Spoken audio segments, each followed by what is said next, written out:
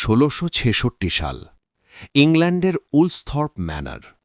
এক শান্ত দুপুরে আপেল বাগানে বসে গভীর চিন্তায় মগ্ন ছিলেন তরুণ বিজ্ঞানী আইজ্যাক নিউটন। চারপাশের জগৎ তখন তার কাছে এক বিশাল রহস্য। বই থেকে চোখ সরিয়ে তিনি ওপরের দিকে তাকালেন।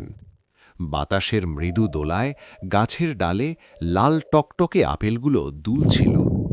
প্রকৃতি যেন কোনো এক বড় সংকেতের অপেক্ষায় ছিল। ঠিক তখনই ঘটল সেই ঐতিহাসিক ঘটনা। একটি আপেল হঠাৎ ডাল ছিঁড়ে সরাসরি নিচের দিকে পড়তে শুরু করল। কোনো বাধা নেই, কোনো দ্বিধা নেই, সরাসরি মাটির দিকে।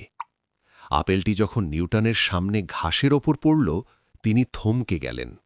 সাধারণ মানুষের কাছে এটা কেবল একটি ফল পড়া, কিন্তু নিউটনের তীক্ষ্ণ বুদ্ধিতে খেলে গেল এক বিশাল প্রশ্ন। তিনি আপেলটি হাতে তুলে নিলেন। মনে মনে ভাবলেন, এই আপেলটি কেন সবসময় সোজা নিচের দিকেই পড়ে?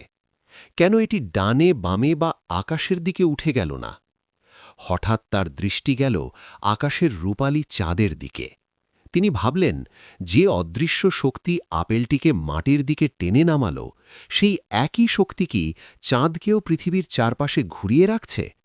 উত্তেজনায় নিউটন তার নোটবুকে দ্রুত লিখতে শুরু করলেন। তিনি বুঝতে পারলেন, এই মহাবিশ্বের প্রতিটি বস্তু একে অপরকে আকর্ষণ করছে। জন্ম নিল এক বৈপ্লবিক ধারণা, মাধ্যাকর্ষণ।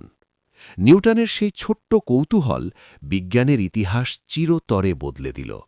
সেই দিনের সেই আপেল পড়ার ঘটনাই আমাদের শিখিয়ে দিল কিভাবে এই পুরো মহাবিশ্ব এক অদৃশ্য সুতোয় বাঁধা পড়ে আছে।